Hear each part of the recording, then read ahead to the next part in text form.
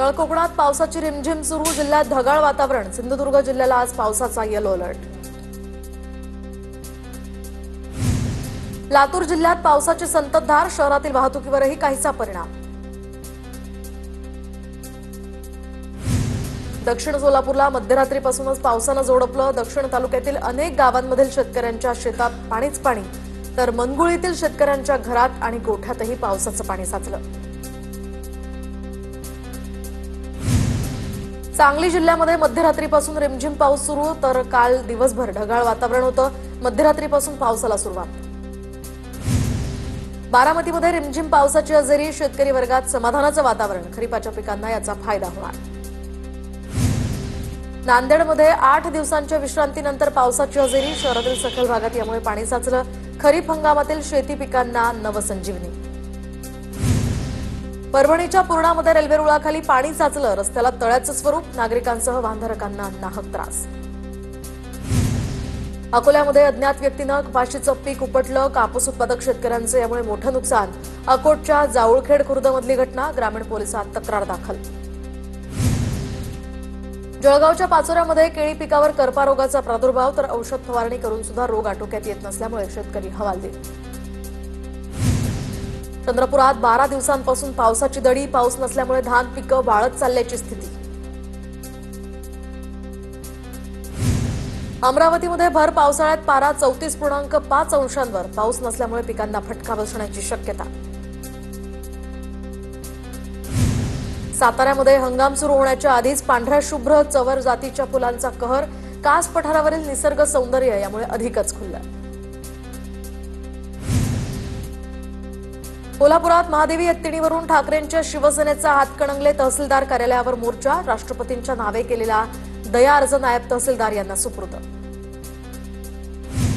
वनतारा प्रशासनानं मागितली कोल्हापूरकरांची माफी। कोल्हापूरकर आणि जैन धर्मियांच्या भावना दुखवण्याचा आमचा कोणताही हेतू नव्हता। कोर्टाचा आदेश आणि मठानं सहमती दिल्यास माधुरीसाठी नांदणी परिसरात पुनर्वसन केंद्र सुरू करू, वनताराची प्रसिद्धी पत्रकातनं माहिती। महादेवी हत्तीणीला परत आणण्यासाठी कराडमध्ये बाईक रॅली, तर बाईक रॅली काढत सह्यांची मोहीम। कोल्हापुरात यंदाच्या गणेशोत्सवात महादेवी हत्तीणीची झलक पाहायला मिळणार। मूर्तिकार तुषार घाटगे यांनी गणपती बाप्पासोबत डोळ्यात अश्रू असलेली महादेवी हत्तीणीची मूर्ती साकारली आहे। यवतमध्ये सलग दुसऱ्या दिवशी 5 तासांची सवलत कायम। बाजारपेठा सकाळी 6 ते 11 वाजेपर्यंत सुरू राहणार। तणावानंतर आता यवतमधील जमावबंदी काही प्रमाणात शिथिल। गडचिरोलीमध्ये आतापर्यंत 4 कृषी केंद्रांचे परवाने रद्द, तर 5 केंद्रांना नोटीस। बोगस बियाणे, खतं आणि कीटकनाशकांच्या विक्रीला आळा घालण्यासाठी विशेष भरारी पथकांमार्फत तपासणी। पुण्याच्या भोर तालुक्यात सर्वाधिक पाणंद रस्ते खुले, तर राज्य शासनाच्या महसूल सप्ताहानिमित्त आयोजित केलेल्या एका कार्यक्रमामध्ये प्रांताधिकाऱ्यांची माहिती।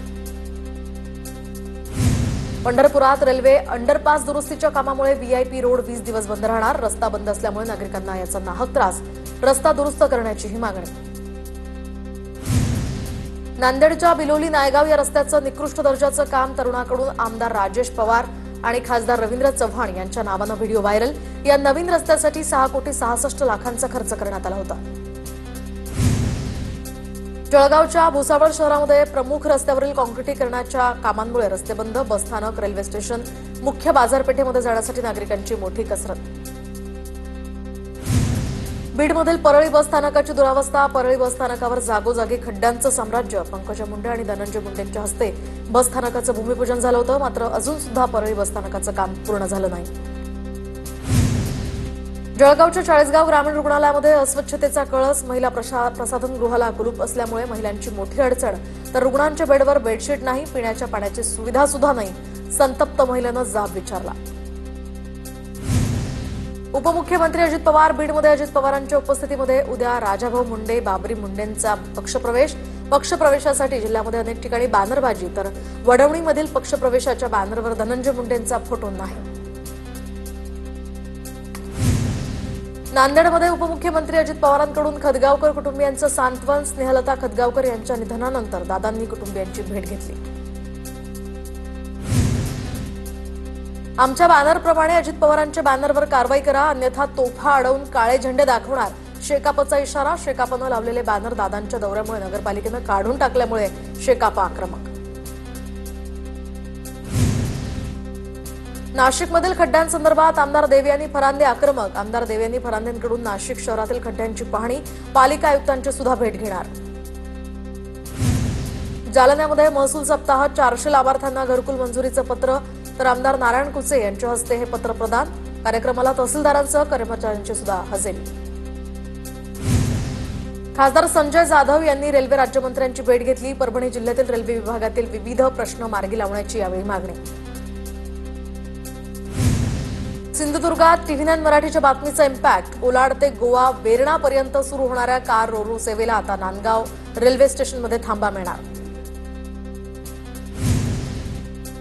कोल्हापूर मनपावरील घेराव आंदोलन, ठाकरेंच्या शिवसेनेला भोवलं, तर जमावबंदीच्या आदेशाचं उल्लंघन केल्यामुळे लक्ष्मीपुरी पोलीस ठाण्यामध्ये गुन्हा दाखल. भ्रष्टाचाराविरोधात 2 दिवसांपूर्वी झालं होतं आंदोलन.